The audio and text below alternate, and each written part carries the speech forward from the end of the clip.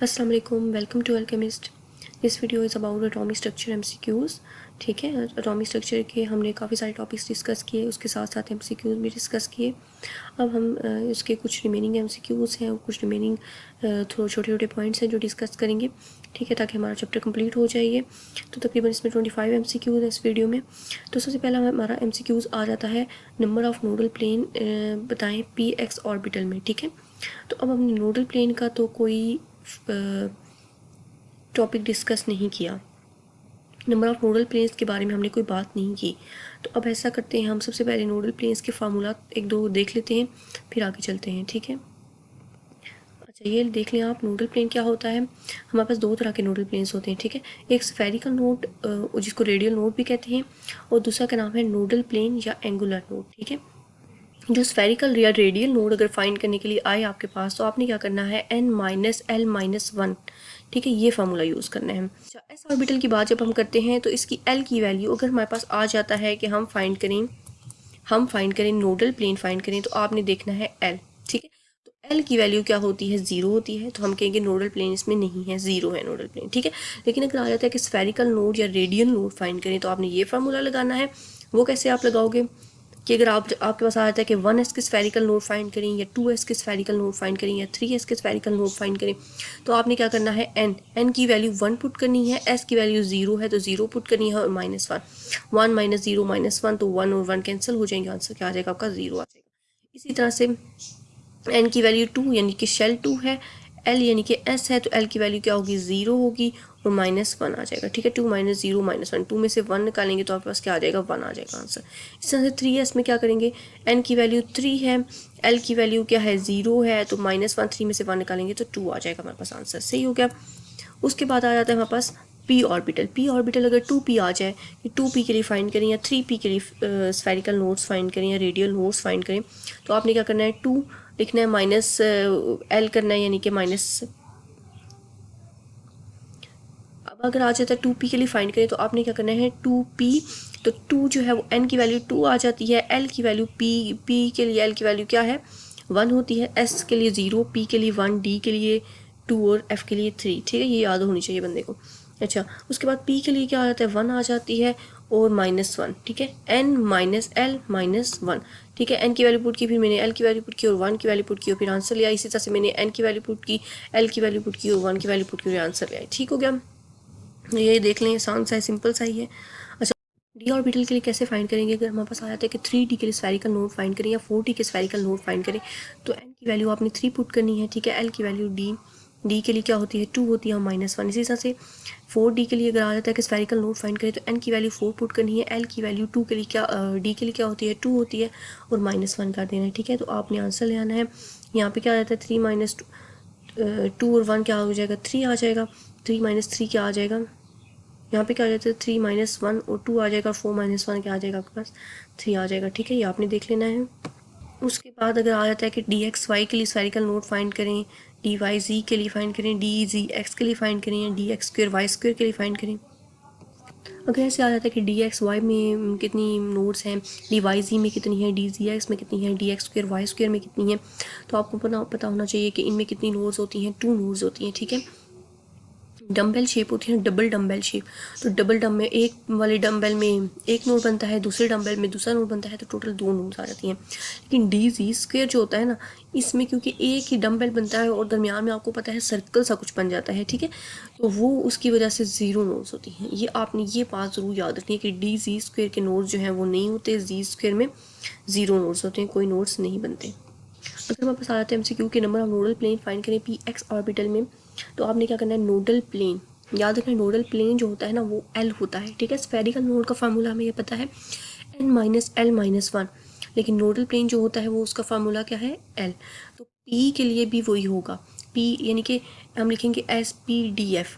L S की value क्या है, एल के लिए 0 होती है, पी के लिए 1 होती है, डी के लिए 2 होती है, एफ के लिए 3। तो पी के लिए उन्होंने नोडल प्लेन अगर पूछा है तो 1 कहेंगे, एस के लिए पूछा है तो 0 कहेंगे, डी के लिए पूछा है तो 2 कहेंगे, एफ के लिए पूछा है तो 3 कहेंगे। ठीक है, तो हमने क्या कह देना, नोडल प्लेन पी के लिए क्या है, यहाँ पे लिखा हुआ है जैसे 1।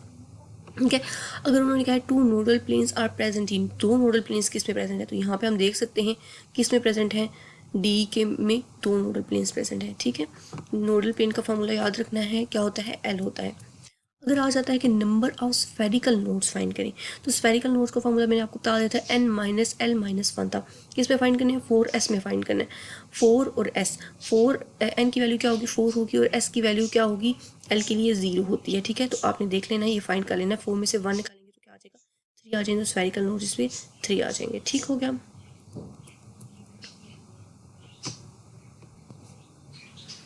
रहता है कि number of spherical nodes find करें present in 3p orbital, 3p में आ जाता है। तो हमने क्या करना है, फार्मूला निकालना है। स्फेरिकल नोड के लिए फार्मूला क्या होता है, n माइनस एल माइनस 1।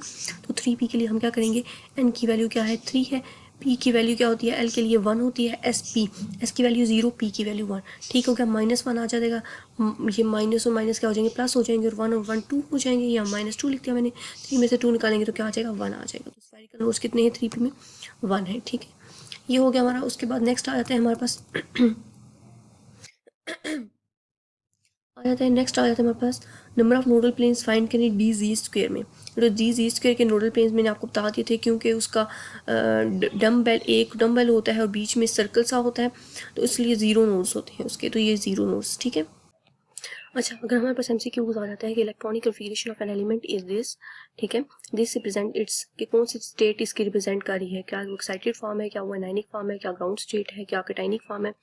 तो ये जो है ना, ये क्या रिप्रेजेंट कर रहा है, तो हमने देखना है कि इसमें इलेक्ट्रॉन्स कितने हैं। सबसे पहले हम देख लेते हैं 1 2 3 4 और 6 10 हो गए, 10 और 2 12 हो गए, 12 और 6 18 हो गए, 18 और 5 23 और 23 और 1 24 हो गए, ठीक है। 24 जो एटॉमिक नंबर है वो होता है क्रोमियम का, ये बात हमें पता है, ठीक है। इस पर मैं वीडियो पे बना दूंगी आपको, पीरियोडिक टेबल की वीडियो जो होगी उससे हमें पता चल जाएगा कि किसका एटॉमिक नंबर क्या होता है, ठीक है। तो अब हमारे पास आ जाता है क्रोमियम, जिसका एटॉमिक नंबर 24 है।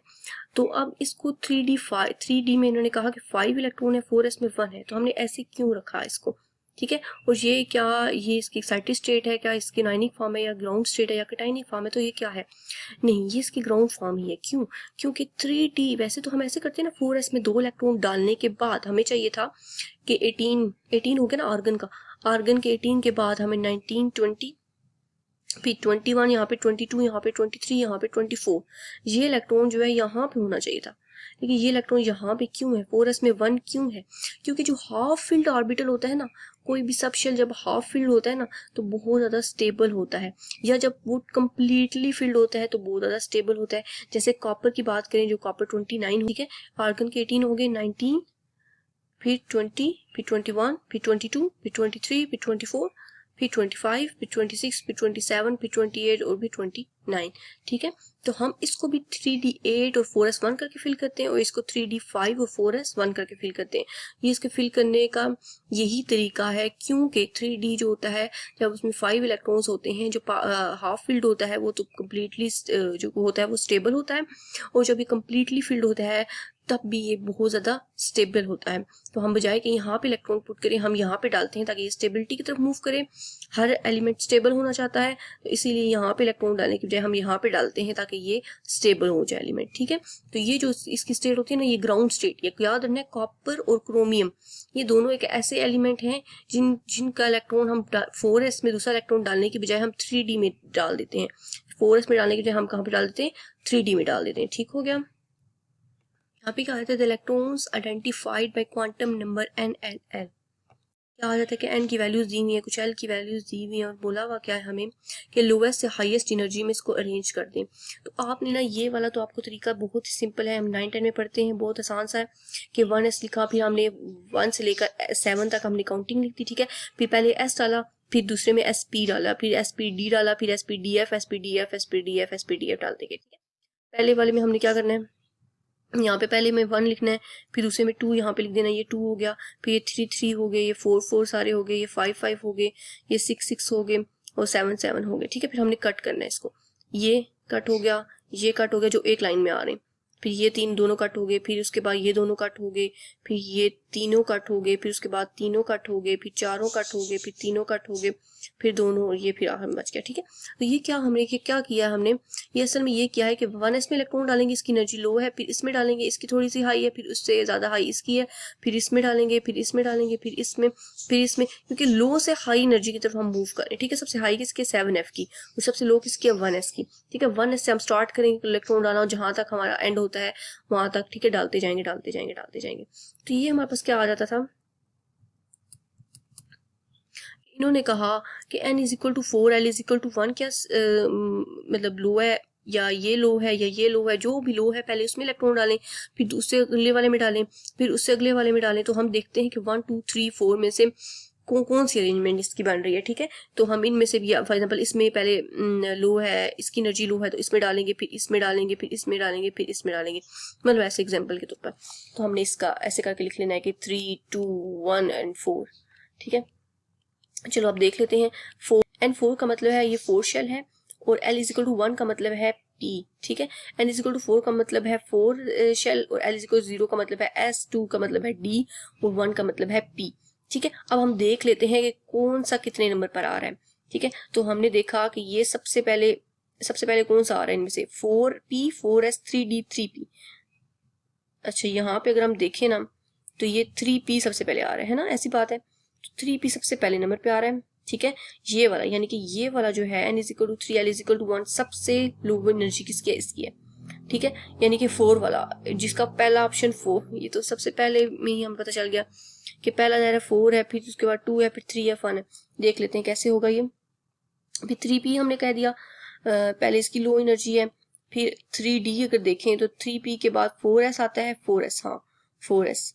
ठीक है, उसके बाद कौन सा आ रहा है, 3d आ रहा है, 3d ठीक हो गया, 4p आ रहा है, ये 4p आ गया। तो ये हमारे पास पहले पे ये आ जाता है, फिर दूसरे पे ये, फिर तीसरे पे ये, फिर चौथे पे ये, लो से हम हाई की तरफ मूव किए। ठीक है, तो पहले पे अगर 4 जिसपे लिखा हुआ ऑप्शन में वो, फिर दूसरे पे क्या आ जाता है, ये 4s, ये 2 आ जाता है, फिर 3 आ जाता है, और फिर 1 आ जाता है। तो हम ये वाला ऑप्शन क्या कर देंगे, करेक्ट कर लेंगे। वैसे हमें फर्स्ट वाले से ही पता चल गया कि ये जो है ये वाला ऑप्शन करेक्ट है, क्योंकि 4 किसी के स्टार्ट में नहीं लिखा हुआ था। ठीक है, तो हमें फर्स्ट वाले से ही पता चल गया था, लेकिन आप फिर भी इसको देख लें ये कैसे हुआ है। अच्छा, उसके बाद नेक्स्ट आ जाता है हमारे पास, पालीज एक्सक्लूजन कैसे वायलेट हुआ। इसके लिए हमें पालीज अफबा प्रिंसिपल और हुंस रूल पढ़ना पड़ेगा, वो देख लेते हैं। इलेक्ट्रॉन्स को कैसे फिल करते हैं ये अफबा रूल बताता है हमें, अफबा प्रिंसिपल बताता है हमें, हुंस रूल बताता है, और पालीज एक्सक्लूजन बताता है। ठीक है, अफबा ये कहता है कि एनर्जी लेवल के मुताबिक फिल करना चाहिए, जैसे अभी हमने फिल किया स्मॉल से लेकर हाई तक। ठीक है, 1s में पहले, फिर 2s में, फिर 2p में, फिर 3s में, मतलब बिल्कुल एनर्जी के मुताबिक के जो छोटी ऐसे सबशेल्स जिनकी एनर्जी थोड़ी है उनको पहले फिल करें, फिर जिनकी हाई है उनको बाद में फिल करें। ठीक है, एनर्जी लेवल्स के मुताबिक अगर फिल करेंगे तो ये अफबा रूल बताता है हमें, अफबा प्रिंसिपल बताता है। हुंस रूल क्या कहता है कि अगर एक ऑर्बिटल हो, ठीक है, एक ऑर्बिटल हो और उसमें 2 इलेक्ट्रॉन्स पुट करने हो तो अपोजिट स्पिन के साथ पुट करेंगे, यानी कि एक अगर सीधा ऐसे करके लगा रहे हैं, दूसरे को उल्टा करके ऐसे करके रखेंगे। तो 2 electrons in the same orbital should have opposite spin. हमने पढ़ा हुआ है कि 2 इलेक्ट्रॉन एक ही ऑर्बिटल में ऑपोजिट स्पिन के साथ होने चाहिए। जैसे अगर हम ये देखें, ठीक है, इसमें भी ऑपोजिट स्पिन के साथ 2 इलेक्ट्रॉन्स पड़े हुए हैं, ये भी 2 इलेक्ट्रॉन्स ऑपोजिट स्पिन के साथ पड़े हुए हैं, 2 इलेक्ट्रॉन्स ऑपोजिट, कभी भी इलेक्ट्रॉन्स जो है वो सेम स्पिन के साथ एक जगह पे नहीं होने चाहिए। ठीक है, अच्छा, पॉलीज एक्सक्लूजन क्या कहता है, पॉलीज एक्सक्लूजन कहता है अगर डीजेनरेट ऑर्बिटल्स हमें अवेलेबल हैं, यानी कि ऐसे ऑर्बिटल्स जिनकी एनर्जी सेम है, जैसे ये p के ऑर्बिटल्स मैंने दिखाए हुए, इन तीनों की एनर्जी px py pz की एनर्जी क्या होती है, एक जैसी होती है। अगर ऐसे ऑर्बिटल्स हमें अवेलेबल हैं तो फिर हमने क्या करना है, सबसे पहले डिफरेंट ऑर्बिटल्स में पुट करना है। क्या मतलब, पहले एक एक इलेक्ट्रॉन डाल के चलेंगे हम, यानी कि एक ऑर्बिटल में मैक्सिमम कितने इलेक्ट्रॉन आते हैं आपको पता है, 2 आते हैं। ठीक है, ये एक ऑर्बिटल है ना, अगर इसमें इलेक्ट्रॉन मैक्सिमम कितने आते हैं, 2 आते हैं। तो आपने क्या करना है, पहले अगर आपने 3 इलेक्ट्रॉन्स डालने हैं तो आपने क्या करना है, पहले इसमें डालना है 1, फिर इसमें डालना है डिफरेंट ऑर्बिटल में, मतलब पहले एक इसमें डालेंगे, फिर एक इसमें, फिर एक इसमें। ये इलेक्ट्रॉन्स हमारे पास अवेलेबल हैं, तो 3 इलेक्ट्रॉन पहले इसमें डालेंगे, एक फिर एक इसमें डालेंगे, एक इसमें डालेंगे। अगर 4 हैं तो चौथा हम इसमें भी डालेंगे, अगर 5 हैं तो फिर 5वां हम इसमें डालेंगे, 6 हैं तो छठा हम इसमें डालेंगे। ठीक हो गया, तो कुछ इस तरह से करके हम अगर डीजेनरेट ऑर्बिटल्स अवेलेबल होते हैं तो डिफरेंट ऑर्बिटल्स में जो हम पुट करते हैं इलेक्ट्रॉन वो सेम स्पिन के साथ करते हैं, इसने ये कहा था। सेम स्पिन का मतलब क्या है कि इलेक्ट्रॉन्स अगर एक ऑर्बिटल में जाएंगे तो ऑपोजिट स्पिन के साथ जाएंगे, लेकिन उन्होंने कहा है कि डिफरेंट ऑर्बिटल में पुट करना है और सेम स्पिन के साथ, यानी कि पहले सीधे स्पिन के साथ हमने पुट किया, इसको भी सेम, इसको भी ऐसे, इसको भी ऐसे ही हमने पुट कर लिया, सबकी स्पिन क्या है, सेम है, ठीक है, कोई भी ऑपोजिट स्पिन वाला यहाँ पे नहीं है। तो हमने पॉलीज एक्सक्लूजन में हमने ये पढ़ लिया, ठीक है। अब यहाँ पे क्या आता है, which of the following Pauli's exclusion is violated, कहाँ पे पॉलीज एक्सक्लूजन वायलेट हो रहा है, तो हम देख लेते हैं। पॉलीज एक्सक्लूजन क्या कहता है था कि डीजेनरेट ऑर्बिटल्स अगर हमें मिलेंगे, यानी कि सेम एनर्जी वाले ऑर्बिटल्स मिलेंगे, तो उनमें इलेक्ट्रॉन जो है वो सेम स्पिन के साथ होना चाहिए, ठीक है, एक पहले सेम स्पिन के साथ पुट करेंगे, देन हम जाके और पुट करेंगे। ए ऑप्शन में क्या आ जाता है कि 3 इलेक्ट्रॉन पी में है और एस में 1 है, ये इसलिए है क्योंकि हमें पता है हाफ फील्ड ऑर्बिटल जो पी होता है वो बहुत स्टेबल होता है, ठीक है, तो ए ऑर्बिटल, ए जो ऑप्शन है वो करेक्ट है, और पी ऑर्बिटल भी ठीक है, 3 इलेक्ट्रॉन पी में है और 2 जो है वो एस में है। सी ऑर्बिटल में ये जो है ना, ये मैंने गलती से लिख दिया है, ठीक है, तो इसके मुताबिक ये भी करेक्ट है। देन अगर डी पे आ जाएँ तो डी में ये 2 इलेक्ट्रॉन्स जो डले हुए ना, ये यहाँ पे नहीं होने चाहिए थे, ये जो 2 इलेक्ट्रॉन्स है ना, इनमें से 1 इलेक्ट्रॉन यहाँ पे होना चाहिए था, ठीक है, तो फिर ये ऑप्शन ठीक होता, लेकिन ये वाला ऑप्शन जो है वो पॉलीज एक्सक्लूजन को वायलेट कर रहा है। अच्छा, हमारे पास क्वेश्चन आ जाता है, the ground state of electronic configuration of nitrogen is represented by, nitrogen में कितने इलेक्ट्रॉन्स होते हैं, 7 होते हैं, एटॉमिक नंबर इसका 7 होता है, तो 1s2 2s2 और 2p क्या आ जाता है, 3 आ जाता है हमारे पास, ठीक है, तो 2 इलेक्ट्रॉन्स यहाँ पे डाले, 2 यहाँ पे डाले और 3 यहाँ पास यहाँ पे डाल दिया हमने, ठीक है।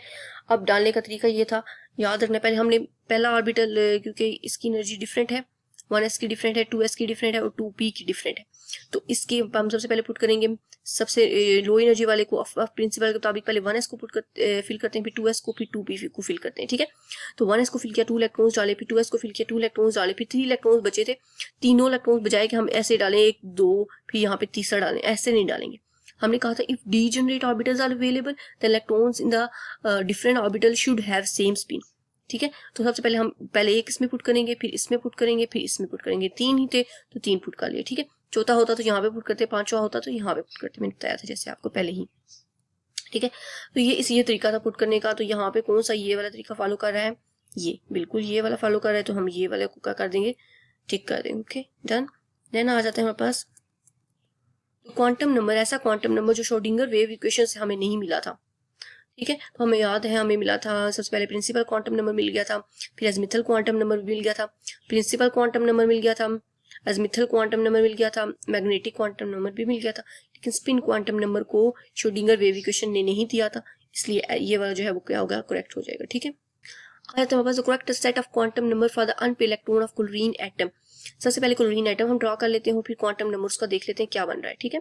क्लोरीन 17 इलेक्ट्रॉन्स होते हैं, 1s2 लिखा, 2s2 लिखा, 2p6 लिखा, 3s2 3p5 लिखा, ये आपको पता ही होगा, लिखना आता ही होगा, ठीक है। ये हमने पुट किए, इलेक्ट्रॉन्स पुट करने के बाद हम देख लेते हैं और ये वाला क्या है, 3s2 और 3p5 है, ठीक है, 3s2 और 3p5 मैंने रख लिया। अब आखिरी वाला बिल्कुल लास्ट वाला हम देख के क्वांटम नंबर डिसाइड कर लेते हैं इसका कि कौन सा बन रहा है, एन इसका बन रहा है 3, ठीक है, एन शेल नंबर है इसका 3, पी यानी कि एस का 0 होता है, क्वांटम नंबर एल जो होता है इसकी वैल्यू 0 होती है एस के लिए, और पी के लिए 1 होती है, तो एल इज इक्वल टू 1 आ गया, और यहाँ पे m is equal to 1, m कैसे हम अंदाजा लगाते हैं कि पी के तीनों ऑर्बिटल्स हमने रखे, ठीक है, अब 5 इलेक्ट्रॉन्स पुट कर लिए, 1 2 3 फिर 4 फिर 5, ठीक है, उन्होंने कहा है कि अनपेयर्ड इलेक्ट्रॉन के लिए बताएं, तो अनपेयर्ड इलेक्ट्रॉन यहाँ पे कौन सा है जो पेयर नहीं है, इसकी कोई पेयरिंग नहीं हुई, वो ये है, और उसकी वैल्यू क्या है, 1 है, ठीक है, तो ये हम 1 लिख लेंगे, n is equal to 3, l is equal to 1 और m इज इक्वल टू 1, ये तो आपको पता ही होगा ना, ये 0 1 कैसे लिखते हैं, दरमियान वाला जो होता है वो 0 होता है, इस साइड वाला जो होता है पॉजिटिव 1 होता है, और इस साइड वाला जो होता है वो नेगेटिव 1 होता है, ठीक है। अगर हमारे पास एमसीक्यूज आ जाते हैं तो orbital diagram which the upper principal is violated, यानी कि कौन सा ऐसा ऑप्शन है जिसमें अपर प्रिंसिपल वायलेट हो रहा है, तो हम ए को देखते हैं। अपर प्रिंसिपल ऐसे क्या कहता है हमें कि एनर्जी लेवल्स के मुताबिक इलेक्ट्रॉन जो है फिलिंग होनी चाहिए, लो एनर्जी लेवल पे पहले इलेक्ट्रॉन आना चाहिए और हाई एनर्जी लेवल पे बाद में इलेक्ट्रॉन फिल होने चाहिए, ठीक है। तो 2s में हमने पहले फिल किए और फिर 2p में गए, 2p में जाने के बाद हम ये देखते हैं ये वाला गलत है, लग रहा है, ठीक है, एक लेकिन ये तो पॉलीज एक्सक्लूजन वायलेट हो रहा है इसमें, ठीक है। अच्छा नेक्स्ट पे जाते हैं, यहाँ पे देखें पहले 2s में फिल होनी चाहिए और फिर 2p में होनी चाहिए, 2p में तो ठीक फील हुई, लेकिन 2s में हमारे पास फीलिंग नहीं हुई भी, ठीक है। तो इन दोनों ऑप्शन में मसला लग रहा है हमें, लेकिन क्वेश्चन के मुताबिक अपर प्रिंसिपल की वायलेशन की उन्होंने ऑप्शन मांगा है, पालेस का नहीं मांगा। तो हम पालेस वाले ऑप्शन को कैंसिल करके अपर वाले पे टिक लगा देंगे कि 2s में इलेक्ट्रॉन्स क्यों नहीं फिल किए पहले, फिर 2p में जाना चाहिए था आपको, ठीक है। तो ये वाला हमारे पास ठीक हो जाएगा। देन आ जाता है, ये मेरे ख्याल से हम एमसीक्यूज पहले भी कर चुके हैं। The wavelength of spectral line for an electronic transition is invariably related to, ठीक है। यानी कि जो वेवलेंथ वाला फार्मूला है, अगर हम देखें वेवलेंथ वाला कौन सा फार्मूला था, 1/λ is equal to R z square into R 1/n1 का स्क्वेयर माइनस 1/n2 का स्क्वेयर, ये फार्मूला आप देख लें, ठीक है। तो आप डायरेक्ट लिख सकते हैं कि जो 1/λ है वो 1/n1 का स्क्वेयर और 1/n2 का स्क्वेयर के डायरेक्टली प्रोपोर्शनल है, ठीक है। तो हम देख सकते हैं यहाँ पे जो ऑप्शन आ जाएगा, the difference of energy levels involve in transition. n1 क्या था, एक एनर्जी लेवल था, और n2 दूसरा एनर्जी लेवल था, और उन दोनों में हम क्या करते हैं, माइनस ले लेते हैं, यानी कि डिफरेंस देख लेते हैं। तो ये हमारे पास ऑप्शन क्या आ जाएगा, करेक्ट आ जाएगा, difference of energy levels involve in transition. ये एमसीक्यूज मेरे ख्याल से मैं पहले भी करवा चुकी हूँ, ठीक है, इसलिए ज़्यादा डिटेल में डिस्कस हमने नहीं किया, पर आप फार्मूला देख लें, आपको समझ आ जाएगा, ठीक है। नेक्स्ट आ जाता है हमारे पास ratio of energy of photon of 2000 wavelength radiation to that of 4000 wavelength is। अच्छा, ये दो वेवलेंथ दी हुई है, यानी कि λ1 और λ2 दिया हुआ है, और उन्होंने कहा रेशियो ऑफ एनर्जी फाइंड करें, यानी कि E1/E2 हम फाइंड करें। और E और लैम्डा का सबसे पहले तो हम रिलेशन देख लेंगे, ठीक है। E और लैम्डा का कहाँ से रिलेशन निकला, हमारे पास फार्मूला था E is equal to h v, v हमें पता है C/λ के इक्वल था, तो हमने लिख दिया E is equal to HC/λ। E और लैम्डा जो यहाँ पे फार्मूला में हमें गिवन है, ई और लैम्डा इनकी बात की गई है, उनका रिलेशन देखें। बाकी एच और सी तो कांस्टेंट है, उनको डायरेक्ट हम अलग करके लिख लेते हैं कि एच सी तो कांस्टेंट है भाई, इनका हमारे साथ कोई लेना देना नहीं है, ठीक है। ई और लैम्डा जो है वो इन्वर्स रिलेशन में है। इसका मतलब है, मैंने आपको पहले भी सिखाया हुआ है, जब कोई इन्वर्स रिलेशन में होता है तो कैसे लिखते हैं, E1/E2 अगर इसको लिखेंगे तो वहाँ पे दूसरे में साइड पे क्या लिखेंगे, λ2/λ1, यानी कि अगर 1/2 यहाँ पे है तो यहाँ पे होगा 2/1, क्योंकि ये इनवर्स रिलेशन में है, ठीक है। 1/E2 हमने क्या कहा, एनर्जी और लैम्डा का इनवर्स रिलेशन है, ठीक है। अब λ2 हमारे पास क्या था, λ2 जो दूसरे नंबर पे यानी कि ये जो दिया हुआ है ये λ2 होगा, और पहले वाला जो दिया हुआ है ये क्या होगा, λ1 होगा। तो मैंने λ2 और λ1 की वैल्यू पुट करी, λ2 की वैल्यू क्या थी 4000 और λ1 की वैल्यू क्या थी 2000, दोनों पुट की, और 2 टाइम क्या हो गया 4 हो गया, तो 2 आंसर आ गया। E1/E2 का रेशियो क्या आ गया 2 आ गई हमारे पास, ठीक है। ये हम 2 लिख लेंगे। समटाइम्स हमारे पास ऐसा एमसीक्यूज आ जाता है कि आइसोटोप फाइंड करें, आइसोबार फाइंड करें, मतलब कि कौन से एलिमेंट्स आपस में आइसोटोप है, कौन से एलिमेंट्स आपस में आइसोबार है, कौन से एलिमेंट्स आपस में आइसोटोनिक है, आइसोटोन है। तो आइसोटोप वो एलिमेंट्स होते हैं जिनका एटॉमिक नंबर यानी कि नंबर ऑफ प्रोटॉन्स जो होते हैं वो सेम होते हैं। जैसे ये कार्बन का नंबर ऑफ प्रोटॉन्स क्या है, सेम है।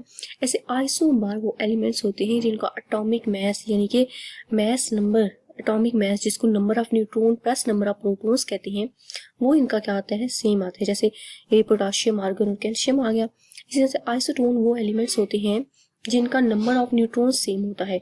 जैसे यहाँ से हम माइनस करें, जैसे कार्बन 12 में से 6 हम निकाले तो 6 आ गया, 13 में से 7 निकाले तो 6 आ गया, 14 में से 8 निकाले तो 6 आ गया। नंबर ऑफ न्यूट्रॉन्स इन सब के क्या है, 666 हैं, ठीक है। तो नंबर ऑफ न्यूट्रॉन्स सेम होने की वजह से ये आइसोटोन है। नंबर ऑफ प्रोटॉन्स यानी कि एटॉमिक नंबर सेम होने की वजह से ये आइसोटोप है। आइसोबार का मतलब है एटॉमिक मास इनका सेम है। आइसोटोन का मतलब है इनके नंबर ऑफ न्यूट्रॉन सेम है। नेक्स्ट हमारा ऐसे एमसीक्यूज हो सकता है कि the tried of nuclei that is isotonic, यानी कि वो ट्राइड बताएं, वो 3 एलिमेंट्स बताएं जो आइसोटोन है, एक दूसरे से नंबर ऑफ न्यूट्रॉन्स जिनका मिलता है, ठीक है। तो हम क्या करेंगे, एटॉमिक मास से एटॉमिक नंबर माइनस कर लेंगे। इसी तरह से सबके एटॉमिक मास में से एटॉमिक नंबर जब हमने माइनस किया, पहले वालों का माइनस किया तो 888 आंसर आया, नंबर ऑफ न्यूट्रॉन्स का 888 आंसर आया, और इन सबके तीनों के एलिमेंट्स के नंबर ऑफ न्यूट्रॉन सेम थे, तो हमें पता चला ये ही है जो आइसोटोनिक है। तो सेकंड, थर्ड और फोर्थ को हमने फाइंड आउट नहीं किया। देन आ जाता है आइसोटोन ऑफ GE7632 का आइसोटोन फाइंड करें, यानी कि जिनका नंबर ऑफ न्यूट्रॉन्स जो है वो सेम है, इससे सेम है। इसके नंबर ऑफ न्यूट्रॉन पहले क्या है वो फाइंड करते हैं, 76 में से 13 निकालें तो क्या आएगा 44, 6 में से 2 निकालेंगे 4 आ जाएगा, 7 में से 3 निकालेंगे 4 आ जाएगा, 44 आंसर आया। तो हमने इन सब के फाइंड आउट कर लिए, ठीक है, फर्स्ट का भी फाइंड किया, सेकंड का भी, थर्ड का भी, 4 का भी। तो मैंने जब इसका फाइंड आउट किया ना, इसका 7 में से 3 निकाले 4 आया आंसर, 7 में से 3 निकाले तो 44 इसका भी आंसर आया जो इसका आंसर था। तो मैंने कहा इसके नंबर ऑफ न्यूट्रॉन्स इसके नंबर ऑफ न्यूट्रॉन से तो मैच कर रही हैं, तो ये दोनों एक दूसरे से क्या है, आइसोटोनिक है, आइसोटोन है एक दूसरे के, ठीक है। नेक्स्ट हम देख लेते हैं the correct set of 4 quantum number for the valency electron of rubidium, यानी कि जो रुबिडियम है उसका क्वांटम नंबर निकालें। तो रुबिडियम का उन्होंने हमें एटॉमिक नंबर दे दिया है 37 है। फिर हम इसके क्या करते हैं, 37 को हम बजाय कि इतना लंबा लिखें, मैंने क्लास लगा दी, मैंने कहा इतना लंबा हम नहीं लिखते, 37 की बजाय हम क्या करते हैं क्रिप्टोन 36 लिखते हैं। और हमें पता है कि 5 नंबर पर आता है, 5 क्या कहते हैं उसे, 5 पीरियड में आता है, तो हमने 5s1 लिख दिया इसको, ठीक है। तो n इज इक्वल टू उसका क्या होगा 5 होगा, l क्या आ जाएगा, s की वजह से l क्या होगा इसका 0 होगा, s का जो m होता है वो मैग्नेटिक क्वांटम नंबर वो भी 0 होता है, और स्पिन पॉजिटिव स्पिन आ जाएगी, ठीक है। अच्छा यहाँ पे n is equal to 5, l is equal to 0, m l is equal to 0, s is equal to positive 1/2, ये वाला ऑप्शन हमारा क्या हो जाएगा, करेक्ट हो जाएगा, ठीक हो गया। तो याद रखना है कभी भी एलिमेंट कोई आ जाए उससे कहा जाए कि इसका क्वांटम नंबर फाइंड आउट करें, तो आपने सबसे पहले उसकी इलेक्ट्रॉनिक कन्फिग्रेशन लिख लेनी है। अगर इलेक्ट्रॉनिक कन्फिग्रेशन लंबी है तो आप ये वाला तरीका जो होता है, सिंपल तरीका जो होता है उसको फॉलो करके आखिरी वाले जो सब शेल है या शेल है वो वाला जो हम लास्ट वाला जो होता है वो लिख लेते हैं और उसका n निकाल लेते हैं। n क्या होता है, जो ये होता है, ठीक है, जो साथ में काउंटिंग लिखी होती है वो उसका n होता है। l जो होता है वो उसका हम s सब शेल से अंदाज़ा लगा लेते हैं, और ml हम फिर उसी s से सब शेल से निकाल लेते हैं। जो मैंने आपको पहले निकालने का तरीका सिखाया है बिल्कुल उसी तरीके से हम सब फाइंड आउट कर लेंगे। अगर आपने ये वीडियो नहीं देखी तो आप ऐसा करें, क्वांटम नंबर की जो वीडियो है वो देख लें या शॉर्ट कोई देख लें, उससे भी आपको पता चल जाएगा कैसे फाइंड आउट करते हैं, ठीक हो गया। P orbital can accommodate up to, कि एक पी ऑर्बिटल में कितने इलेक्ट्रॉन्स आएंगे। तो अब एक पी ऑर्बिटल, ये तो 3 पी ऑर्बिटल्स है ना, तो एक में कितने इलेक्ट्रॉन्स आ रहे हैं, 2 आ रहे हैं, ठीक है। ये बात आपने ध्यान में रखनी है कि उन्होंने कहा है अ पी ऑर्बिटल, तो 2 इलेक्ट्रॉन्स हैं विद ऑपोजिट स्पिन, दोनों के स्पिन क्या है, ऑपोजिट है, तो हमारे पास ये ऑप्शन क्या हो जाएगा, करेक्ट हो जाएगा। नेक्स्ट आ जाता है हमारे पास नंबर ऑफ न्यूट्रॉन्स फाइंड करें इन Zn2 positive with mass number 70।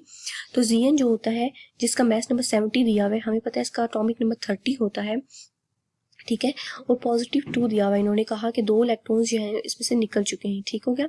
अब नंबर ऑफ न्यूट्रॉन्स फाइंड करें। नंबर ऑफ न्यूट्रॉन्स फाइंड करने का तरीका मैं आपको बता चुकी हूँ पहले ही कि 70 में से 30 यानी कि एटॉमिक मास में से एटॉमिक नंबर जब माइनस करते हैं तो हमारे पास जो आंसर आता है वो क्या होता है, नंबर ऑफ न्यूट्रॉन्स होते हैं। तो ये हमारे पास आ गया आंसर, इसको हमने क्या कर देना है, टिक कर देना है। पॉजिटिव 2 का कोई लेना देना नहीं है कि नंबर ऑफ न्यूट्रॉन्स क्या है, किसी भी चार्ज का कोई लेना देना नहीं है। ये मास नंबर से जब हम एटॉमिक नंबर माइनस करेंगे तो हमारे पास नंबर ऑफ न्यूट्रॉन्स आ जाएंगे, ओके। हमारे पास एक एलिमेंट m है, उसका एटॉमिक नंबर 19 है। एटॉमिक नंबर मैंने फॉर एग्जांपल m कंसीडर करके एटॉमिक नंबर 19 लिख दिया ऊपर, ठीक है। उसका एटॉमिक मास 19 है, तो मैंने एटॉमिक मास ऊपर 19 लिख दिया। एटॉमिक नंबर जो है वो 9 है, एटॉमिक नंबर 9 है, ठीक है, लिख दिया। इसको आयन कैसे रिप्रेजेंट किया जाएगा, अगर उसका आयन बनेगा तो वो कैसे होगा, क्या m पॉजिटिव होगा, m2 पॉजिटिव होगा, m नेगेटिव होगा, या m2 नेगेटिव होगा।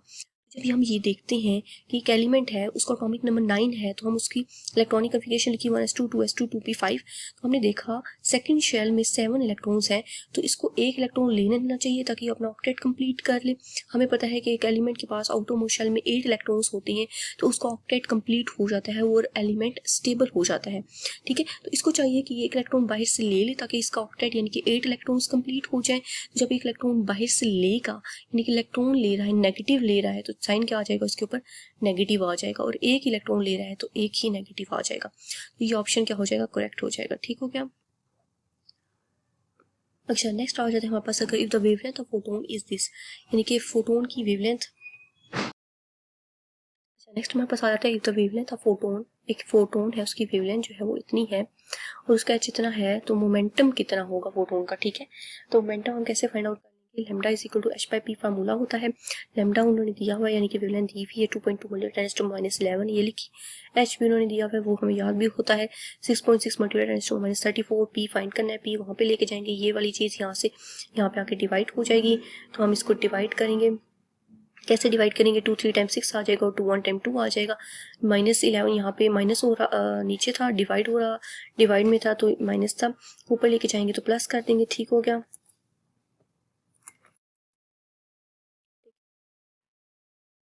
दोनों को माइनस करेंगे तो 34 में से 11 के 23 आंसर आ जाएगा। और फिर मैंने क्या किया, पॉइंट और इस पॉइंट को कैंसिल करके 11 3 टाइम 33 का 3 मल्टीप्लाई -23 आंसर आ गया। इस तरह से वापस ये जो ऑप्शन होगा ये करेक्ट हो जाएगा, ठीक है। आ जाता है नेक्स्ट हमारे पास क्वेश्चन आ जाता है कि potential energy of electron of lithium, lithium की पोटेंशियल एनर्जी कितनी है।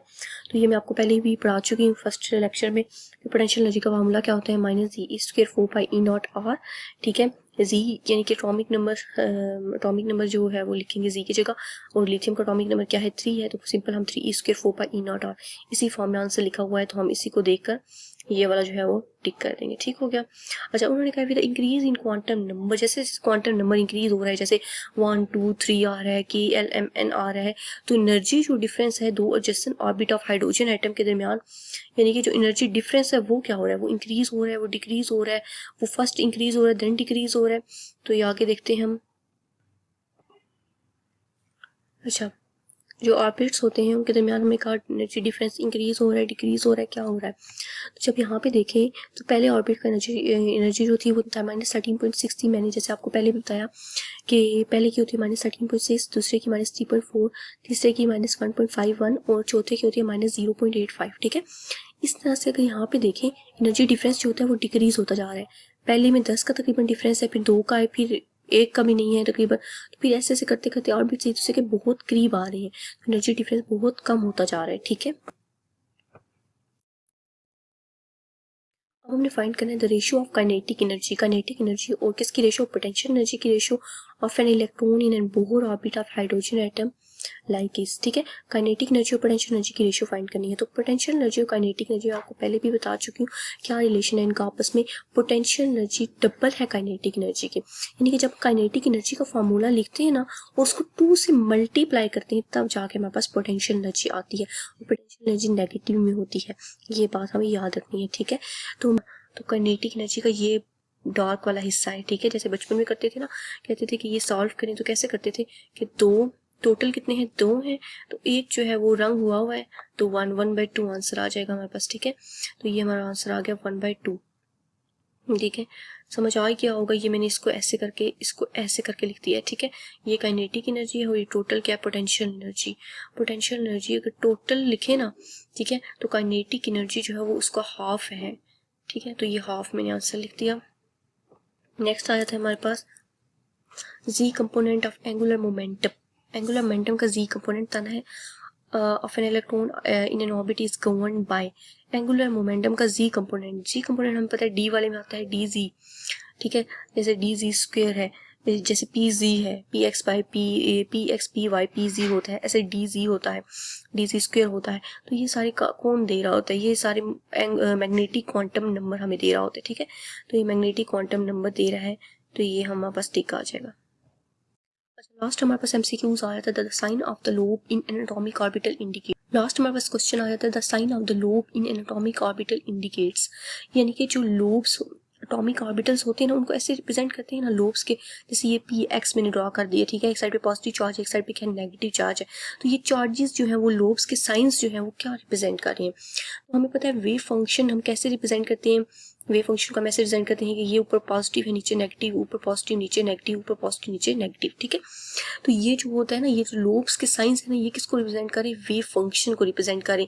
वेव फंक्शन में हम पॉजिटिव नेगेटिव साइंस लिखते हैं, तो ये पॉजिटिव नेगेटिव साइंस किसको रिप्रेजेंट करें, वेव फंक्शन को रिप्रेजेंट करें, ठीक है।